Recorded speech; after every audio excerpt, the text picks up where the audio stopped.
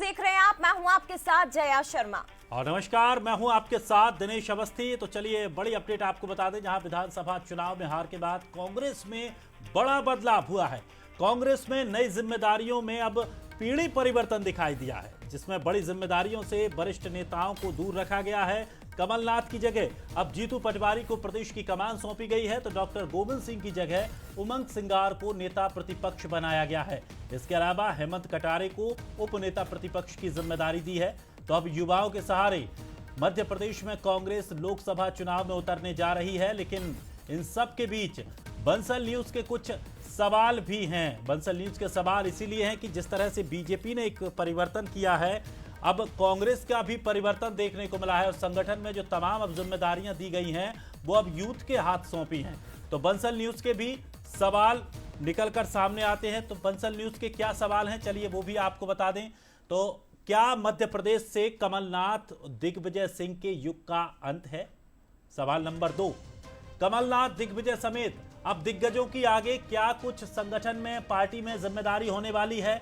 सवाल नंबर 3, क्या कमलनाथ को अब राष्ट्रीय स्तर पर कोई जिम्मेदारी दी जाएगी?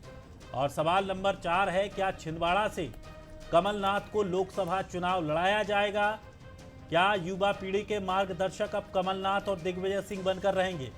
तो कांग्रेस की युवा टीम प्रदेश में क्या कुछ कांग्रेस वापस लाएगी और कांग्रेस की जो पूरी युवा टीम है अब उससे कितना फर्क होने वाला है, कितना कांग्रेस एकजुट होने वाली है, ये देखना बड़ा दिलचस्प होगा।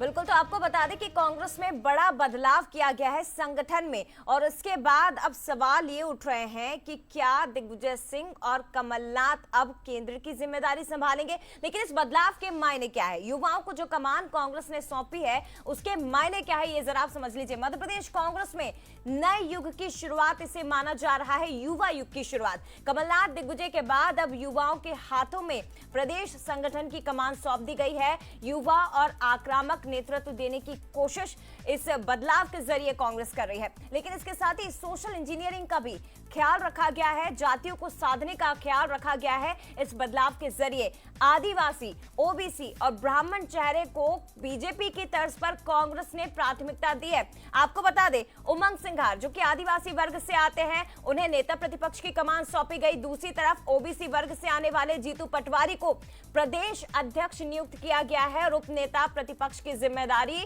हेमंत कटारे को सौंपी गई, जो कि ब्राह्मण चेहरा है। तो इस तरह से कांग्रेस ने तीनों ही वर्ग को साधा, खास तौर पर ओबीसी वर्ग जिसकी हिस्सेदारी मध्य प्रदेश में 51% है। ऐसे में यह बहुत महत्वपूर्ण बदलाव और बड़ा बदलाव जो कि कांग्रेस ने किया है।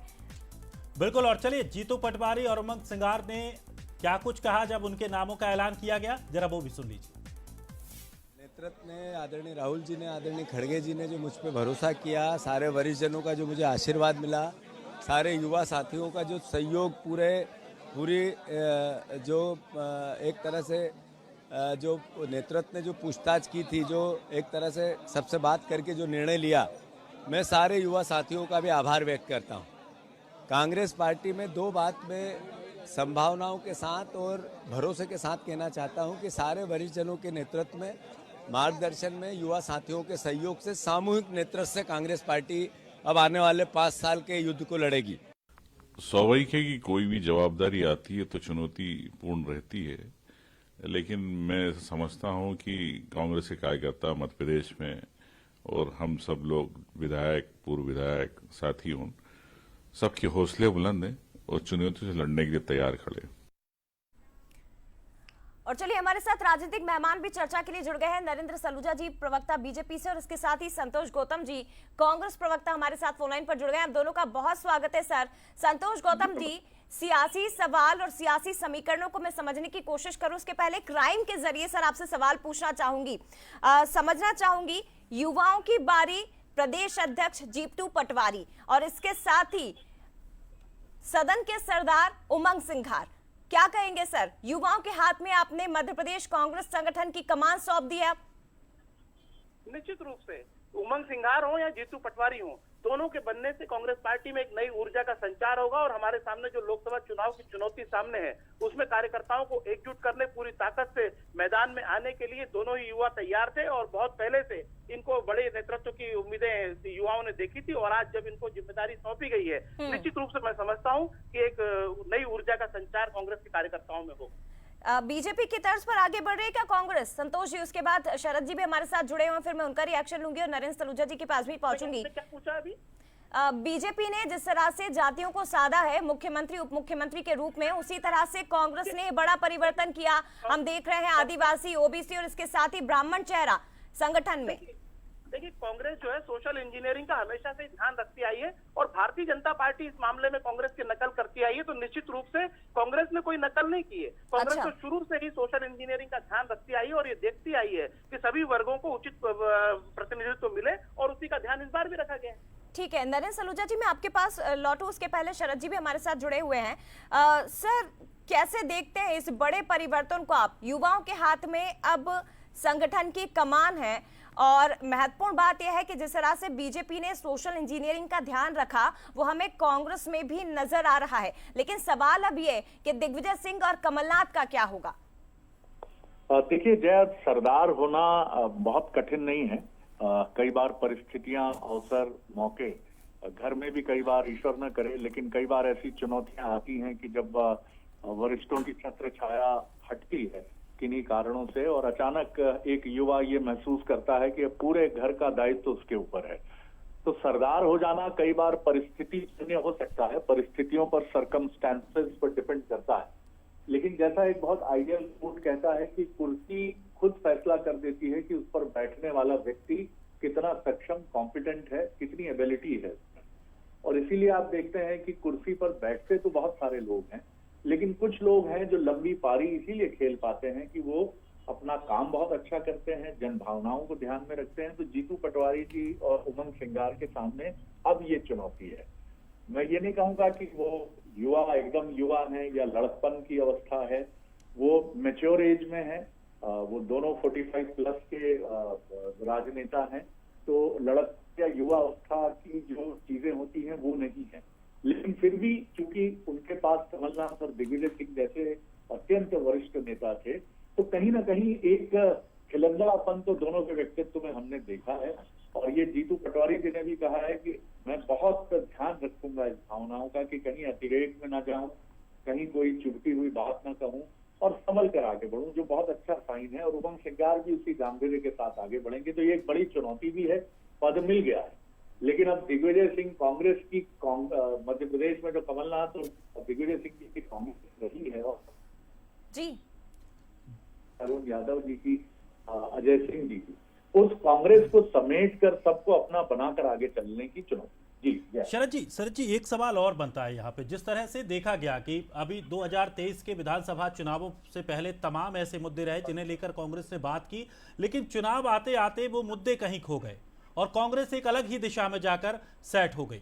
लेकिन अब चूंकि अब नई जो पीढ़ी है उसको जिम्मेदारी दी गई है, तो क्या वो आक्रामकता उन मुद्दों में, वो विरोध में एक मजबूत विपक्षता अब देखने को मिल पाएगी कांग्रेस में? देखिए, अब जो बीजेपी की शैली है और जो एक आदर्श शैली होती है, अगर राज्य इकाई कहीं जूझती हुई दिख रही है चुनाव को लेकर, चाहे वो सत्ताधारी दल हो या विपक्ष हो, बीजेपी की केंद्रीय इकाई जो है उसके रेस्क्यू के लिए तुरंत आगे आ जाती है और वो पूरा प्लान बनाते हैं। कई बार कड़े फैसले भी लेते हैं, जैसे मध्य प्रदेश में लिया कि 163 का जनादेश आने के बाद भी उन्होंने संकोच नहीं किया कि जो इसके एक सेनापति अहम रहे शिवराज जी, उन्होंने नेतृत्व परिवर्तन किया। महत्वपूर्ण बात यह है कि कांग्रेस में अभी ये परंपरा नहीं। कमलनाथ जी, हालांकि दोनों तरफ ये आरोप लगे हैं छत्तीसगढ़ में, मध्य प्रदेश में, कि केंद्रीय इकाई को काम करने का अवसर मध्य प्रदेश की इकाई ने नहीं दिया। ये आरोप खुलकर लगे हैं पहले भी और अभी भी। तो ये कांग्रेस की एक ऐसी यूनिट है जिसको केंद्र का पूरा सहयोग मिलेगा और ये भी बाहें फैलाकर स्वागत करेंगे और मुझे लगता है ये बड़ा अंतर पैदा कर सकता है। बिल्कुल, और शायद कांग्रेस को उम्मीद भी इस बात की है कि जिस तरह से बड़ा बदलाव किया गया है, जो युवा चेहरों के ऊपर विश्वास कांग्रेस ने जताया है, वो उसको लाभ मिल पाए। संतोष गौतम जी हमारे साथ बने हुए हैं। संतोष जी, क्या कुछ उम्मीदें हैं, क्या कुछ प्लानिंग रहेगी? अभी चूंकि अभी तक जिस तरह से चल रहा था मध्य प्रदेश में, एक तरफ कमलनाथ थे, एक तरफ दिग्विजय सिंह, दोनों ने जो कह दिया उस चीज को फॉलो अप किया जाता था, लेकिन अब किस तरह की स्थितियां देखने को मिलेंगी? खास करके संगठन को लेकर कांग्रेस पर सवाल खड़े होते रहे हैं। सेवा दल को कांग्रेस ने बिल्कुल खत्म कर दिया था, तो क्या अब उन चीजों पर भी कांग्रेस ध्यान देने वाली है? देखिए, निश्चित रूप से कांग्रेस की करारी हार के बाद हर चीज पर मंथन हुआ है और हर चीज पर मंथन होने के बाद में जो भी आवश्यक कार्रवाइयां कांग्रेस कर सकती है कर रही है। और आपने देखा है कि अभी तुरंत जो परिवर्तन हुआ है जीतू पटवारी जी के रूप में, उमंग सिंघार जी के रूप में, हेमंत कटारे जी के रूप में, तो ये कांग्रेस की तरफ से बहुत सकारात्मक परिवर्तन है और मैं समझता हूँ कि कांग्रेस पार्टी आने वाले लोकसभा चुनाव में बहुत बेहतर प्रदर्शन करने वाली है। बिल्कुल, और उम्मीद है कि जिस तरह से प्रदर्शन किया जाए। हमारे साथ नरेंद्र सलूजा भी बीजेपी से बने हुए हैं। नरेंद्र जी, क्या अब जिस तरह से देखा जा रहा था विपक्ष के तौर पर शायद उतनी मजबूत कांग्रेस नहीं दिख पाई थी, लेकिन अब चूंकि युवा कंधों पर जिम्मेदारी सौंपी है, अब एक मजबूत विपक्ष बीजेपी के सामने होने वाला है। किस तरह से इसको फेस किया जाएगा? देखिए, मेरे मित्र कह रहे हैं कि संतोष गौतम के भाजपा जो है कांग्रेस की नकल करती है, तो देखो ये तो बड़ी बेमानी बात उन्होंने और बचकानी बात कही है। अब हम इनकी नकल करेंगे? हम तो 163 सीट जीतने के बाद भी इस तरह के फैसले लेते हैं। अब इनके फैसले तो हारने के बाद हुए हैं। अब आप देखें, मध्य प्रदेश में 2 युगों का अंत कर दिया कांग्रेस नेतृत्व ने, कमलनाथ और दिग्विजय सिंह। उमंग सिंघार जो दिग्विजय सिंह को माफिया, ब्लैकमेलर तमाम आरोप लगाते थे, उनको नेता प्रतिपक्ष बना दिया। दिग्विजय सिंह के समर्थक अजय सिंह से लेके जयवर्धन सिंह तमाम नागमों को दरकिनार कर दिया। वहीं कमलनाथ जी जो लगातार घोर विरोधी रहे जीतू पटवारी के, हमने देखा कभी उन्होंने उनका साथ नहीं दिया, हमेशा उनको निपटाने का काम किया, उनको प्रदेश कांग्रेस अध्यक्ष बना दिया। तो कांग्रेस नेतृत्व ने संदेश दे दिया कि मध्य प्रदेश से दिग्विजय सिंह और कमलनाथ की युग की समाप्ति हो चुकी है। लेकिन मध्य प्रदेश में इन दोनों नेताओं नरेंद्र जी, फिर नरेंद्र सिंह तोमर के बारे में क्या रहेंगी? क्योंकि ये भी वरिष्ठ मध्य प्रदेश में रहे और आकर अब उन्हें भी ऐसी जिम्मेदारी दी गई है कि अब वो प्रदेश से बाहर नहीं जा सकते, कैबिनेट में भी शायद उनको जगह ना मिले। देखिए, उनको तो विधानसभा शिवराज सिंह अध्यक्ष चौहान बना दिया, 15 साल के मुख्यमंत्री, सबसे बड़ा पद विधानसभा अध्यक्ष बना दिया उनको तो विधानसभा अध्यक्ष बना दिया है। यदि आप शिवराज जी की बात करें तो वो 18 वर्ष मुख्यमंत्री रहे, 18.5 वर्ष रहे, बहुत लंबा समय रहे। उन्होंने खुद कहा कि मैंने इतना लंबा समय काम किया है तो अब मैं कार्यकर्ता बन के काम करूंगा। ठीक है सर, मैं लौटूंगी आपके पास क्योंकि कांग्रेस में इतना बड़ा बदलाव अगर हुआ है मध्य प्रदेश में, तो उसके बाद प्रतिक्रियाएं किस तरह की सामने आ रही है। पूर्व में हालांकि कमलनाथ जी ने क्या कुछ कहा था वो भी आप सुनिए, और इसके साथ ही जीतू पटवारी, उमंग सिंघार को जब ये बड़ी जिम्मेदारी मिली तो उन्होंने क्या कहा बंसल न्यूज से बातचीत में, वो भी आप सुनिए। उसके बाद फिर से मेहमानों का रुख करेंगे। दिल्ली जाऊंगा, गए तो 2-3 दिन के लिए जाऊंगा, कहा मैं जाऊंगा तो 2-3 दिन के लिए जाऊंगा। दिल्ली जाऊंगा, गए तो 2-3 दिन के लिए जाऊंगा, कहा मैं जाऊंगा तो 2-3 दिन के लिए जाऊंगा। दिल्ली जाऊंगा, गए तो 2-3 दिन। बीजेपी किस तरह से तंज कस रही है वो भी सुनिए, उसके बाद फिर आगे चर्चा करते हैं। अच्छा है, अभी चुनाव हार के डिप्रेशन में थे, कांग्रेस के अध्यक्ष बन गए तो प्रसन्नता तो होगी ही। और इंदौर के ऊर्जावान है, इसलिए मैं अपेक्षा करूंगा कि वो कांग्रेस को स्थापित करेंगे। अभी तो मालवा और इंदौर से कांग्रेस बिल्कुल साफ हो गई, पर वो अच्छा काम करे, मेरी शुभकामनाएं। चलिए मेहमानों का रुख करते हैं। संतोष जी, सवाल मेरा यही रहेगा, क्योंकि कमलनाथ जी पहले कई दफा ये साफ कर चुके हैं कि वो दिल्ली नहीं जाएंगे। अब जबकि प्रदेश में उनका कोई रोल नहीं है, संगठन में उनकी कोई भूमिका अब नहीं रही, हालांकि मार्गदर्शक की भूमिका कांग्रेस दे दे तो वो एक अलग बात है, लेकिन दिल्ली जाने से तो साफ इनकार कर दिया है उन्होंने।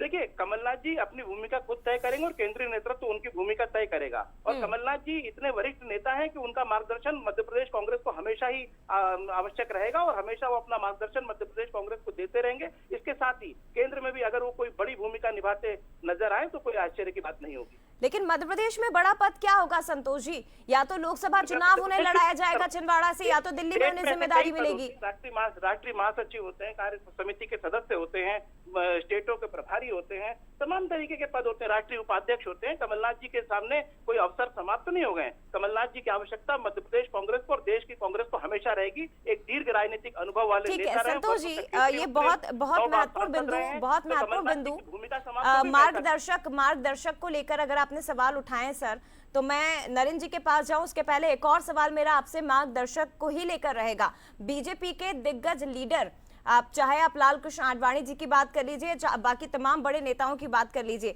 जब उन्हें मार्गदर्शक की भूमिका बीजेपी देती थी तो उसके बाद कांग्रेस ही उन पर सवाल खड़े करती थी, और अब आप अपने लीडर्स को मार्गदर्शक मंडल में या उनकी भूमिका को लेकर क्यों नहीं फिर?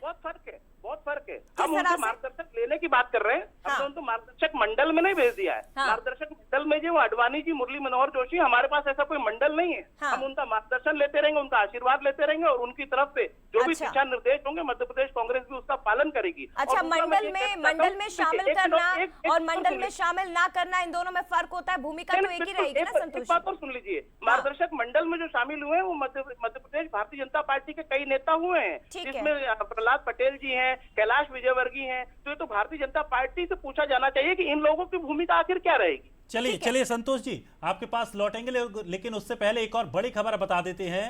जीतू पटवारी को जैसे ही प्रदेश अध्यक्ष की जिम्मेदारी दी गई, उसके बाद मध्य प्रदेश कांग्रेस में बवाल मच गया। रामनिवास रावत जो कि कांग्रेस के वरिष्ठ नेता हैं, उन्होंने अपने पद से इस्तीफा दे दिया। प्रदेश कार्यकारी अध्यक्ष उन्हें बनाया गया था, तो कार्यकारी प्रदेश अध्यक्ष पद से उन्होंने इस्तीफा सौंप दिया है। विजयपुर से कांग्रेस के विधायक हैं रामनिवास रावत, और लंबे समय से कांग्रेस का एक वरिष्ठ कैडर के तौर पर उन्हें देखा जाता है। रामनिवास रावत ने खड़गे को अपना त्याग पत्र सौंपा है। तो जया जी, सत्ता परिवर्तन को लेकर बात कही जा रही थी या संगठन में परिवर्तन को लेकर बात कही जा रही थी, लेकिन ये दिनेश एक बहुत बड़ी खबर है, क्योंकि रामनिवास रावत 6 बार के विधायक हैं, राज्य मंत्री, वो दिग्विजय सिंह सरकार में रह चुके हैं, कैबिनेट मंत्री की जिम्मेदारी उन्होंने संभाली, राज्यसभा सांसद रह चुके हैं, और महत्वपूर्ण बात यह है कि नेता प्रतिपक्ष की दौड़ में रामनिवास रावत का नाम भी चल रहा था। ऐसे में अब जब यंग लीडर को आगे किया गया है तो अनुभवी नेताओं को कैसे कांग्रेस संभालेगी, ये एक सबसे बड़ा सवाल है कि लोकसभा चुनाव के पहले दिग्गजों की नाराजगी कहीं पार्टी को भारी ना पड़ जाए। मेहमान हमारे साथ लगातार जुड़े हुए, इसके साथ ही शरद जी हमारे साथ जुड़े हुए हैं। शरद जी, कैसे देखते हैं सर, अनुभवी यंग लीडर्स को आप आगे कर रहे हैं, लेकिन आपको अनुभव को भी लेकर साथ में चलना पड़ेगा? जया, सबसे महत्वपूर्ण बात है कि एक परिवार में जब बड़े फैसले होते हैं, क्या ऐसा नहीं हो सकता था कि कमलनाथ जी, दिग्विजय सिंह जी, रामनिवास रावत, जीतू पटवारी और तमाम उमंग सिंघार जी और तमाम जो डॉक्टर गोविंद सिंह, तमाम बड़े नेता हैं, ये दिल्ली में प्रियंका गांधी, सोनिया गांधी, राहुल गांधी जी की मौजूदगी में एक बैठक में उपस्थित रहते।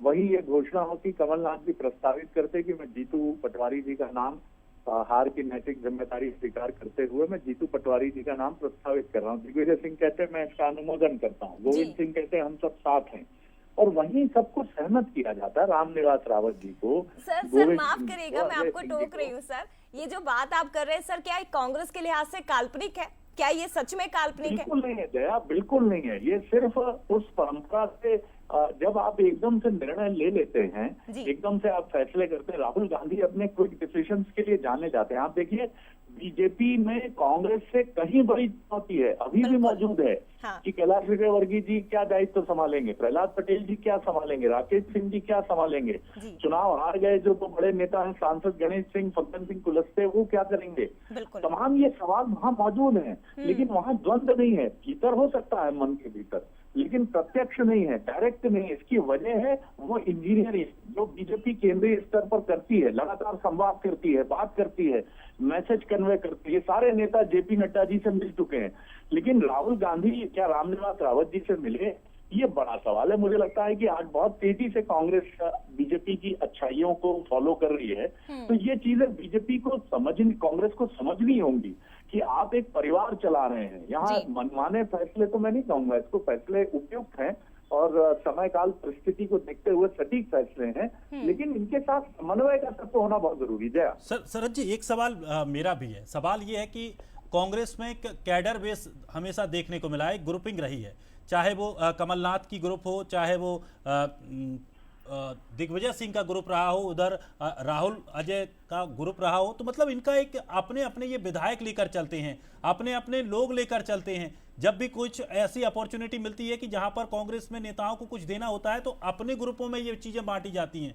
और शायद यही वजह है कि अब जिस तरह से रामनिवास रावत का इस्तीफा सामने आया है, तो क्या कांग्रेस के लिए जो अभी जो राजनीति चल रही थी गुटबाजी वाली, कैडर बेस वाली, वो खत्म होना जरूरी है? और शायद इस फैसले के बाद वो खत्म होगी कहीं ना कहीं तक। देखिए, बहुत सारी चीजें ऐसी हैं कि समस्याएं जब आती हैं तो समाधान लेकर आती हैं। कांग्रेस को हमने कभी नहीं सोचा था कि वो हिंदुत्व को लेकर कमलनाथ जी ये भी कहेंगे कि भारत तो एक बहुसंख्यक राष्ट्र है, बहुसंख्यकों का ही प्राधान्य वाला, डोमिनेशन वाला राज्य है, देश है। तो ये चीजें देखिए, मैं ये नहीं कहूंगा कि आपको बीजेपी जैसा हो जाना चाहिए, लेकिन आपको अब ये परंपराएं अगर आगे बढ़ना है, आप क्यों सिमट रहे हैं? ऐसा नहीं है कि बीजेपी को चुनौती देना कोई बहुत असंभव काम है या बहुत कठिन काम है, लेकिन आप अपनी भीतर के द्वंद्व से जब तक नहीं निकलेंगे। आपको याद होगा कि सनातन के मुद्दे को लेकर कांग्रेस किस तरह उलझन में फंसी, कमलनाथ जी ने एक साफ स्टैंड ले लिया। अगर वो सम्मेलन इंडिया का मध्य प्रदेश में और राजधानी भोपाल में हो जाता तो शायद कांग्रेस को और प्रतिकूल परिस्थितियों का सामना करना पड़ता कि स्टालिन जैसे लीडर यहाँ मौजूद होते। तो आपको बहुत साफ बिल्कुल शरद जी, ये कहा जाए कि परिवर्तन कांग्रेस करना सीख रही है बीजेपी से, लेकिन चुनौतियां हैं और उतना ही अनुशासन उन्हें बीजेपी से सीखना होगा।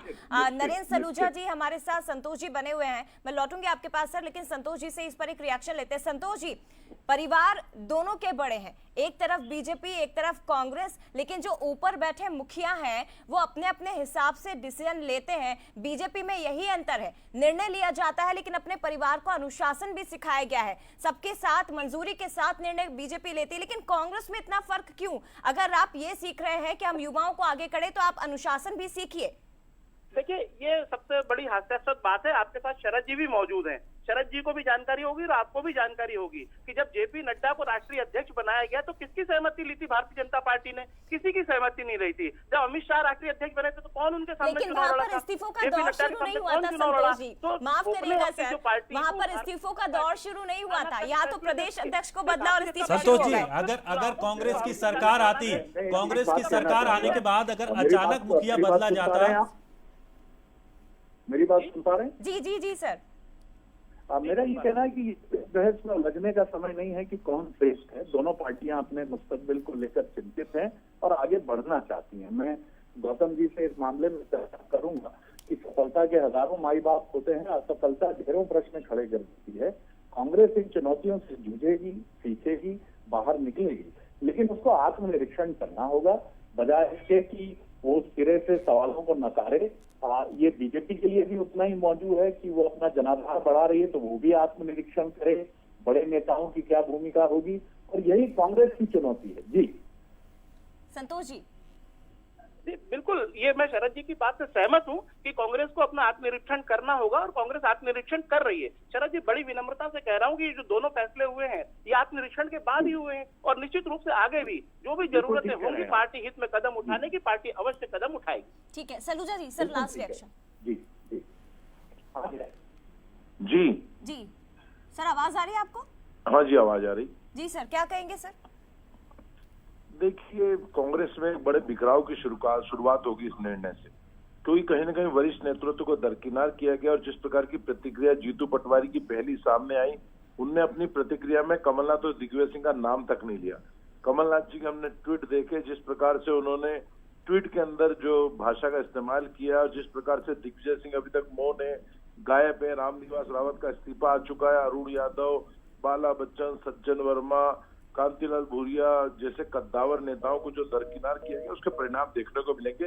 कांग्रेस में एक बड़ा संघर्ष होगा, कांग्रेस अभी और टूटेगी और बिखरेगी, क्योंकि जो भारतीय जनता पार्टी के बारे में जिस प्रकार से शरद जी ने और आपने भी कहा कि भारतीय जनता पार्टी में सामूहिक नेतृत्व भावना से काम किया जाता है। हर निर्णय की मोहन यादव जी का प्रस्ताव शिवराज जी ने रखा, समर्थन कैलाश विजयवर्गीय जी, नरेंद्र सिंह जी तोमर, तमाम प्रहलाद पटेल बड़े नेताओं ने किया। कांग्रेस में ये नहीं होता। कमलनाथ जी 2 दिन पहले छिंदवाड़ा में बयान दे रहे थे, मैं रिटायर नहीं होऊंगा, जाऊंगा नहीं, आखिरी सांस तक लड़ूंगा, मैं कोई इस्तीफा नहीं दे रहा हूँ, मेरे इस्तीफे की खबर गलत है, मैं लोकसभा चुनाव तक संभालूंगा, ताबड़तोड़। चलिए सर, अब देखिए बदलाव तो अब किया है कांग्रेस, इस एक कदम आगे बढ़ाया है। अब कांग्रेस और कितना आगे बढ़ पाती है अपने संगठन को लेकर, अपने नेताओं को लेकर, खास करके जो युवा नेता हैं उनको कितना क्या मौका मिलता है वो देखना बड़ा दिलचस्प होगा, और किस तरह से अब ये लोग जिनके ऊपर जिम्मेदारियां दी गई हैं वो उस जिम्मेदारी को निर्वहन कर पाते हैं। फिलहाल बहुत बहुत शुक्रिया हमारे साथ जुड़ने के लिए। नरेंद्र सलूजा जी आपका, संतोष जी आपका और शरद जी आपका भी बहुत बहुत शुक्रिया।